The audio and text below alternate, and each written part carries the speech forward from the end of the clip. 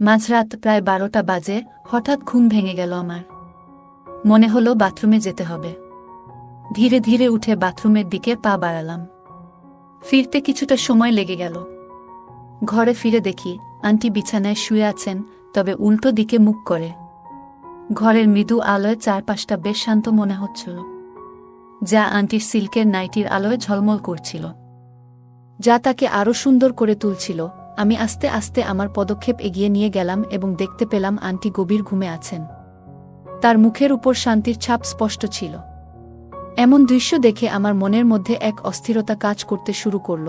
আমি নিজেকে সমেত করে মাথা ঠান্ডা রাখার চেষ্টা করলাম। কয়েক মুহূর্তের ভেতরেই আমার মনোবল ফিরে এলো। তখন ভাবলাম এই পরিস্থিতি এড়িয়ে গিয়ে বরং নিজের ঘুমের দিকে মনোযোগ দেওয়া উচিত। কিন্তু তখনই আন্টির ঘুম ভেঙে গেল, আর আমাকে এভাবে তার সামনে দেখে আন্টি আমি রাহুল। আমার আন্টি ছিল অসাধারণ সুন্দরী এক মহিলা। একটু স্বাস্থ্যবান হওয়ায় তাকে আরও আকর্ষণীয় লাগত। যে কেউ তাকে একবার দেখলে তার প্রেমে পড়বেই। কিছুদিন আগে আমি একটি ইন্টারভিউয়ের জন্য মুম্বই থেকে গুজরাট যাচ্ছিলাম। ট্রেনে বসে দেখি আমার সামনে এক ভদ্রমহিলা। তার চেহারায় ছিল এক ধরনের সৌন্দর্য এবং আকর্ষণ, যা সহজেই দৃষ্টি আকর্ষণ করে। তার মুখে আলো পড়ে একটি উজ্জ্বলতা ফুটে উঠেছিল, এবং তার লম্বা চুল তাকে আরও আকর্ষণীয় করে তুলছিল। তার ব্যক্তিত্বের কোমলতা ও সহজ সরল আচরণ দেখে আমার মন ভালো হয়ে গেল। তার দিকে তাকিয়ে এক ধরনের ইতিবাচক অনুভূতি কাজ করছিল, যেন তার উপস্থিতি আমাকে সাহস দিচ্ছে। ট্রেন চলার সময় আমি ভাবছিলাম তার সঙ্গে কথা বললে কেমন হবে। অবশেষে আমি নিজের মধ্যে সাহস সঞ্চয় করলাম এবং তার সঙ্গে আলাপ শুরু করলাম। তিনি হাসিমুখে জিজ্ঞাসা করলেন, আপনি কোথায় যাচ্ছেন? আমি হেসে উত্তর দিলাম, গুজরাট যাচ্ছি, সেখানে একটি ইন্টারভিউ আছে। এই কথা শুনে তিনি বললেন, ভালো, আমি গুজরাটেরই বাসিন্দা। তিনি মুম্বাই প্রথম তার স্বামীর সঙ্গে দেখা করতে এসেছিলেন। তারপর আমি জানতে চাইলাম, আপনার নাম কি? আন্টি বললেন, আমার নাম প্রিয়া। আমি বললাম, আপনি গুজরাটের কোনো এলাকায় বাস করেন? তিনি উত্তর দিলেন, আমি কলোরে থাকি। আমাদের মধ্যে কথোপকথন চলতে থাকলো এবং একে অপরের সঙ্গে কথা বলে আমার মনে ভালো লাগছিল। ট্রেনে ভ্রমণ করতে করতে প্রিয়ার ব্যক্তিত্ব আমাকে আরও বেশি আকর্ষণীয় মনে হতে লাগল। আমরা একে অপরের জীবন নিয়ে আরও কিছু গল্প ভাগাভাগি করলাম। আমি তাকে জানালাম যে আমার ইন্টারভিউ একটি অটোমোবাইল কোম্পানিতে। তিনি আমাকে উৎসাহিত করলেন। আমাদের মধ্যে নানা আলোচনা চলতে থাকল এবং পুরো যাত্রাপথে আমি তার দিকে নজর রাখছিলাম। তিনি সত্যিই ভীষণ আকর্ষণীয় লাগছিলেন। হয়তো প্রিয়া এ বিষয়টি বুঝতে পেরেছিলেন, কিন্তু তিনি আমার সঙ্গে কিছু বলেননি। রাতের প্রায় 11টা বাজে যখন ট্রেন কলোল স্টেশনে থামল। আমি এবং প্রিয়া আন্টি দুজনে ট্রেন থেকে নামলাম। আন্টির ব্যাগটি বেশ ভারী ছিল, তাই আমি বললাম, আন্টি, আমি আপনার ব্যাগটা ধরে দিচ্ছি। তিনি আমাকে আন্তরিকভাবে ধন্যবাদ জানালেন এবং আমরা দুজনে স্টেশন থেকে বাইরে এলাম। রাতের আধার নেমে এসেছিল এবং চারপাশে বিশেষ কেউ ছিল না। স্টেশনের বাইরে এসে প্রিয়া জিজ্ঞেস করলেন, এখন রাতে কোথায় থাকার পরিকল্পনা করেছেন? আমি ভাবছিলাম সম্ভবত একটি হোটেল খুঁজতে হবে, কিন্তু আন্টি বললেন, যদি সমস্যা না হয় তাহলে আপনি আমাদের বাড়িতে আসতে পারেন। আমাদের বাড়ি কাছেই আছে, এবং রাতে ব্যাগটি তুলতে আমাকে সাহায্য করার জন্য আপনাকে ধন্যবাদ। আমি কিছুক্ষণ ভেবে তারপর সম্মতি দিলাম। রাত হয়ে গেছে এবং হোটেল খুঁজে বের করার চেয়ে আন্টির বাড়িতে যাওয়াই আমার জন্য ভালো মনে হলো, কারণ ট্রেনে আন্টির সাথে কথা বলে অনেকটাই ফ্রি হয়েছিলাম। আমরা দুজনে রেলপথ ধরে আন্টির বাড়ির দিকে এগোতে থাকলাম। হাঁটতে হাঁটতে আমি আন্টিকে বললাম, আপনার বাড়ি আর কত দূরে? তিনি মুচকি হেসে বললেন, আর একটু দূর, আর তুমি দেখবে আমার বাড়ির পরিবেশ খুব ভালো। তার এই কথায় আমি আশ্বস্ত হলাম এবং ভাবলাম, হয়তো এটা একটি নতুন বন্ধুত্বের সূচনা। যখন আমরা তার বাড়িতে পৌঁছালাম, আন্টি দরজা খুলে আমাকে ভেতরে আসার আমন্ত্রণ জানালেন। ভেতরে ঢুকে আমি বললাম, ধন্যবাদ আন্টি। তিনি হাসিমুখে বললেন, ধন্যবাদ তো আমাকে বলার কথা, তুমি আমার অনেক সহযোগিতা করেছ। বাড়ির ভেতরে একটি নরম আলো ছিল এবং দেয়ালের ছবি বাড়িটিকে অদ্ভুতভাবে সুন্দর করে তুলেছিল। এরপর তিনি স্নেহভরা কণ্ঠে আমাকে জিজ্ঞাসা করলেন, রাহুল, তোমার কি ক্ষুধা লাগছে? কিছু খাবে? সত্যি বলতে আমার পেটেও বেশ খিদে ছিল, তাই বিনয়ের সঙ্গে বললাম, আন্টি, একটু ভাত হলে হয়ে যাবে। তিনি মুচকি হেসে বললেন, ঠিক আছে, আমি একটু পরেই রান্না করি। তুমি সামনের ঘরে গিয়ে বিশ্রাম নাও। আমি তার কথা মতো সামনের ঘরে গেলাম। সেখানে গিয়ে নিজের কাপড় পরিবর্তন করলাম এরপর হাত মুখ ধুয়ে বেশ সতেজ অনুভব করছিলাম। আরামদায়ক একটি লোয়ার আর টি শার্ট পরে একটু আরামের জন্য প্রস্তুত হলাম। পুরো পরিবেশটা শান্ত এবং সহজ ছিল, যা মনে এক ধরনের স্বস্তি এনে দিয়েছিল। কিছু সময় পর আন্টি ব্ল্যাক সিল্কের নাইটি পরে বাইরে এলেন, যা খুবই সুন্দর লাগছিল। তার পোশাক সাধারণ হলেও সেগুলোতে আকর্ষণ ছিল। তিনি হাসি মুখে আমাকে বললেন, কি হয়েছে? ঠিক লাগছে না? আমি তৎক্ষণাৎ বললাম, আন্টি, আপনি তো খুব ভালো লাগছেন। আমার কথায় তিনি মুচকি হাসলেন এবং তারপর রান্নার জন্য কাজে ফিরে গেলেন। আমি বসে বিছানায় ফোনে কিছু দেখতে লাগলাম এবং আন্টি রান্নার কাজ শুরু করলেন। কিছুক্ষণের মধ্যে রান্না করা খাবারের সুগন্ধ এসে গেল এবং আমার ক্ষুধা আরও বেড়ে গেল। আন্টি বললেন, খাবার প্রায় হয়ে গেছে, তুমি টেবিলে বসে যাও। আমি টেবিলে বসে গেলাম এবং তিনি আমাকে ভাত ও তরকারি পরিবেশন করলেন। আমরা খাবার খেতে খেতে পরস্পর কথা বলছিলাম। আন্টি জিজ্ঞেস করলেন, খাবার কেমন লাগছে? আমি বললাম, অত্যন্ত ভালো। এরপর তিনি জানতে চাইলেন, আর তোমার বাড়ি কেমন লাগলো? আমি বললাম, বাড়িও খুব ভালো। তিনি ধীরে ধীরে প্রশ্ন করলেন, এবং এই বাড়ির মালকিনকে কেমন লাগলো? আমি একটু বিস্মিত হয়ে বললাম, তিনি তো খুব ভালো। এটা শুনে তিনি ধন্যবাদ বললেন এবং খাবার খেতে লাগলেন। আমরা দুজনে হাসছিলাম এবং একে অপরের দিকে তাকাতে ভয় পাচ্ছিলাম। তারপর আন্টি জানতে চাইলেন, তোমার ইন্টারভিউয়ের সময় কখন? আমি বললাম, কাল সকাল 10টায়। তিনি বললেন, তাহলে সমস্যা নেই, আমি তোমার জন্য নাস্তা বানিয়ে দেব, তুমি খেয়ে যাও। আমি সম্মতি জানালাম। তারপর আমরা দুজনে মিলেমিশে খাবার শেষ করলাম। খাবারটি সাধারণ ছিল, কিন্তু খুবই সুস্বাদু। আমরা একসঙ্গে খেতে খেতে গল্প করতে থাকলাম এবং তিনি তার পরিবারের সম্পর্কে বললেন। তার স্বামী মুম্বাইয়ে কাজ করেন এবং তিনি এখানে একা থাকেন। তার হাস্যোজ্জ্বল স্বভাব আমাকে আরও বেশি শ্রদ্ধা অনুভব করালো। রাত গভীর হয়ে এসেছিল এবং আমরা খাবার খেয়ে থালা বাসন পরিষ্কার করলাম। তারপর আন্টি বললেন, তোমাকে বিশ্রাম করতে হবে, সকালে তাড়াতাড়ি উঠতে হবে। এরপর আমি জিজ্ঞেস করলাম, আপনি কোনো পারফিউম ব্যবহার করেন? আপনার রুম থেকে খুব ভালো সুগন্ধ আসছে। তিনি হাসতে হাসতে বললেন, সবই মহিলা পারফিউম, তোমার জন্য উপযুক্ত নয়। রাতের নিস্তব্ধতায় আমি আন্টির ঘরে শুয়েছিলাম। কিছুক্ষণ পর তিনি ঘরে এসে মুচকি হাসি দিয়ে বললেন, তুমি আর কি কিছু বলবে? আমি হাসতে হাসতে জিজ্ঞেস করলাম, কি জানতে চাও? তিনি আমার চোখের দিকে তাকিয়ে বললেন, যদি তোমার চাকরি এখানে হয়ে যায়, তাহলে তুমি কেমন জায়গায় থাকতে চাও? আমি কিছুক্ষণ ভাবলাম এবং বললাম, আমাকে রেন্টে একটি ঘর নিতে হবে। তিনি কিছুক্ষণ চুপ থাকলেন, তারপর বললেন, তুমি কি আমার বাড়িতে থাকতে পারবে? আমি কিছুটা হতভম্ব হয়ে বললাম, আন্টি, আপনার বাড়িতে আমি কতদিন থাকব?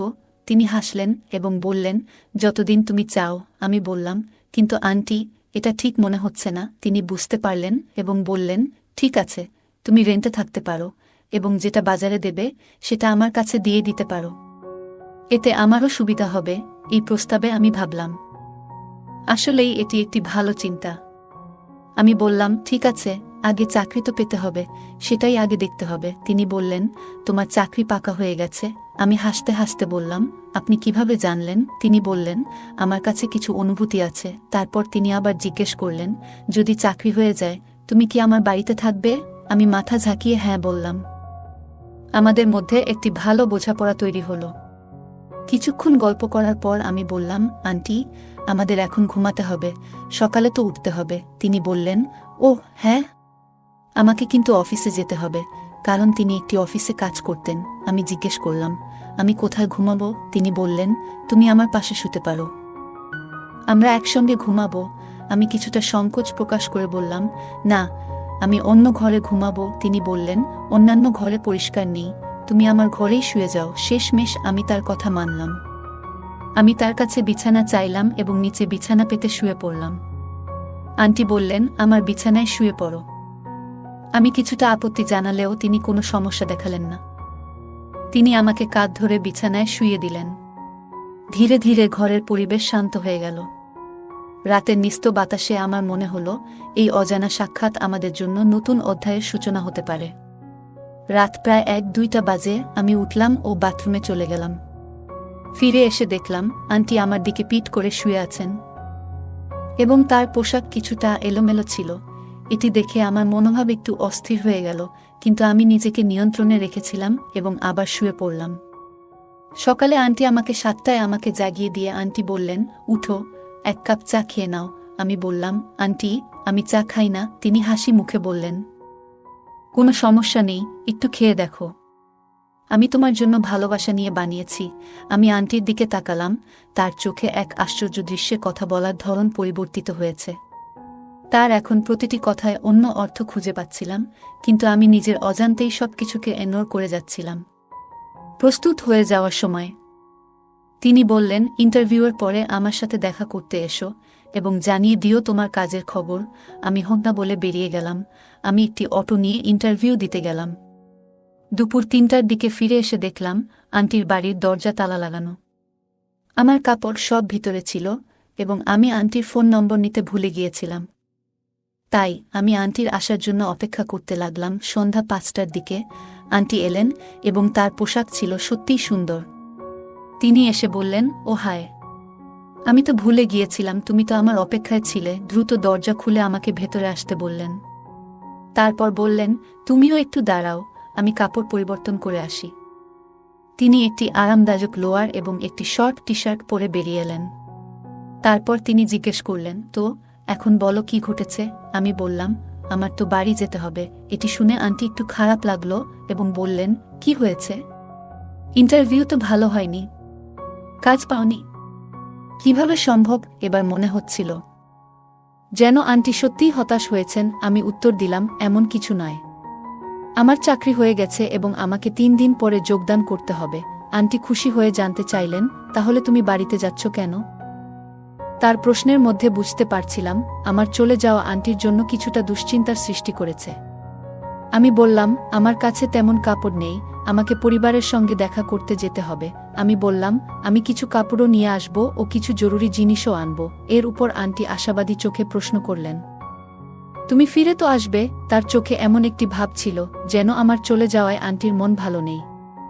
আমি উত্তর দিলাম, আন্টি, আমি নিশ্চিত আসব। এটাতে আন্টি কিছুটা খুশি হয়ে বললেন, তুমি কখন যাচ্ছ? ট্রেন কখন? আমি বললাম, কাল সকালে। রাতে সুযোগ ছিল না। এটি শুনে আন্টি অনেক আনন্দিত হলেন এবং বললেন, ঠিক আছে, তাহলে আজ তোমার জন্য রুমের সাজসজ্জা করি এবং সন্ধ্যায় পার্টি হবে। আমি জিজ্ঞেস করলাম, পার্টি কিসের জন্য? আন্টি বললেন, অবশ্যই তোমার চাকরির জন্য। আমি বললাম, কিন্তু আমার কাছে খুব বেশি টাকা নেই। তখন আন্টি বলেন, কোনো সমস্যা নেই, পার্টি আমি দেব, তুমি স্যালারি পেলে ফিরিয়ে দিও। এরপর আমরা একসাথে খেয়ে ও রুমের কাজ শুরু করলাম। কাজ করতে করতে সন্ধ্যা হয়ে গেল। তারপর আন্টি জিজ্ঞেস করলেন, তুমি বাড়িতে খাবা নাকি বাইরেও? আমি বললাম, বাড়িতেই খাবো। আন্টি আবার জিজ্ঞেস করলেন, আর পানীয়? আমি কিছুটা চমকে বললাম, কি বলতে চাচ্ছেন? তিনি হেসে বললেন, তুমি কি ড্রিঙ্ক করো না? আমি বললাম, করেছি। তবে তিনি কথা শেষ করতে না দিয়ে বললেন, তাহলে সিদ্ধান্ত হয়ে গেছে, তুমি বাইরে থেকে কিছু এনে দাও, আমি কিছু খাবার প্রস্তুত করব। তিনি ২,০০০ টাকা দিয়ে বললেন, একটি লিকারের বোতল, কিছু ফল এবং শুকনো ফল আনতে পারো। আর হ্যাঁ, সিগারেটের একটি প্যাকেটও নিয়ে এসো। আমি দোকানে গেলাম বোতল কিনতে এবং দেখলাম একটি বোতল ৯৭০ টাকা। সত্যি বলতে আমি আগে কখনো এত দামি বোতল কিনিনি। তবে আমি বোতল এবং কিছু ফল কিনে ফিরে এলাম। আন্টি তখন রান্না করে রেখেছিলেন। পরোটার সঙ্গে আলু গোশতা তৈরি ছিল। আমাকে দেখে আন্টি বললেন, তুমি পোশাক পরিবর্তন করে নাও, এই পোশাকগুলো নোংরা হয়ে গেছে, দ্রুত শাওয়ার নিয়ে এসে ফ্রেশ হও। আমি বললাম, কিন্তু আমার তো অন্য কাপড় নেই। আন্টি বললেন, এই নাও, একটি লোয়ার এবং একটি টি শার্ট পরে নাও। আমি কাপড় নিয়ে আমার ঘরে গিয়ে স্নান করলাম এবং নতুন পোশাক পরে বের হলাম। আন্টির ঘরে যেতে দেখতে পেলাম তিনি এখনও স্নান করছেন। আমি তাকে ডাকলাম এবং তিনি বললেন, তুমি আসলে কি আনবে তা নিয়ে এসো, আমি এরপর আসছি। তিনি আমাকে পানি এবং কিচেনের বাকি জিনিস সম্পর্কে নির্দেশ দিলেন। আমি সব কিছু প্রস্তুত করে ড্রাই ফ্রুট কেটে নিয়ে প্লেটে সাজালাম। ২ জনের জন্য গ্লাসে পানিও রেখে দিলাম। ড্রয়িং রুমে বসেছিলাম যখন আন্টি ঘরে এলেন। আমি তাকে দেখছিলাম, কারণ আন্টি একটি ছোট নিক্কার এবং একটি ছোট টপ পরেছিলেন, এবং তখন আন্টি ট্রেন্ডিং পোশাক দেখে একদম হতভম্ব হয়ে গেলাম। আন্টি আমার দৃষ্টি বুঝতে পেরে মিষ্টি করে বললেন, কি দেখছ? আমি চোখ সরিয়ে বললাম, কিছু না, শুধু আপনার সৌন্দর্য দেখছিলাম। তখন তিনি হাসতে লাগলেন। সত্যি আন্টিকে অনেক সুন্দর লাগছিল। তখন আমি গ্লাসে পানি ঢালতে শুরু করলাম। আন্টি পাশে বসে গেলেন। তার গায়ে একটি দারুণ সুগন্ধ ছিল যা সত্যিই মনে ধরে যাচ্ছিল। আমরা একসাথে একটি পানীয় নিতে শুরু করলাম। এর মধ্যেই আন্টি জিজ্ঞাসা করলেন, আমি কেমন লাগছি? আমি বললাম, সত্যি আন্টি, আপনি খুব ভালো লাগছেন। আন্টি একটু আড়ষ্টভাবে বললেন, ভালো লাগছি নাকি আরও কিছু? আমি কোনো উত্তর না দিয়ে পানীয় শেষ করে দিলাম। আবার নতুন একটি পানীয় তৈরি করতে বোতল তুলে নিলাম। তখন আন্টি বললেন, আরে এত তাড়াতাড়ি কেন? একটু থামো, এইবার আমি বানাচ্ছি। এই বলে আন্টি বোতল নিয়ে আবার পানীয়ের প্রস্তুতি নিতে লাগলেন। পানীয় শেষ করার পর আন্টি সিগারেটের প্যাকেট তুলে নিয়ে একটির প্রস্তুতি নিলেন। একটু মজার স্বরে তিনি বললেন, জানো, একটা কথা জিজ্ঞাসা করতে পারি? আমি বললাম, অবশ্যই আন্টি। তিনি বললেন, তুমি সত্যি বলবে নাকি মিথ্যে? আমি বললাম, সত্যি বলবো। তিনি প্রশ্ন করেছিলেন, তোমার কতজন গার্লফ্রেন্ড আছে? এই কথা শুনে আমি তাকে এক ফাঁকে দেখলাম। আন্টি চোখের ইশারায় বললেন, বলো তো। আমি বললাম, আন্টি, একজনই আছে। তিনি মৃদু হাসি দিয়ে বললেন, তোমার কি তার সঙ্গে ভালো সম্পর্ক গড়ে উঠেছে? আমি সরলভাবে উত্তর দিলাম, হ্যাঁ। হয়েছে। আন্টি আবার জানতে চাইলেন, তোমরা কতবার দেখা করেছ? আমি বললাম, শুধু 2 বার। আমার কথা শুনে তিনি সিগারেট এগিয়ে দিলেন। আমি সিগারেটটি হাতে নিয়ে কিছুক্ষণ তার দিকে তাকিয়ে রইলাম। তার চেহারায় যেন এক ধরনের উচ্ছ্বাস ফুটে উঠেছিল। তার চোখে মুখে এমন এক প্রকাশ ছিল যা বোঝাচ্ছিল তিনি খুব স্বাভাবিকভাবেই এই কথোপকথন উপভোগ করছেন। হঠাৎ তিনি কিছুটা এগিয়ে এসে হাসি মুখে বললেন, কেন এমনভাবে তাকিয়ে আছো? কি ভাবছ?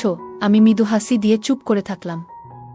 সেই মুহূর্তটা ছিল শান্ত এবং অদ্ভুতভাবে গভীর, যেন কথার বাইরেও কিছু অনুভূতি প্রকাশ পাচ্ছিল।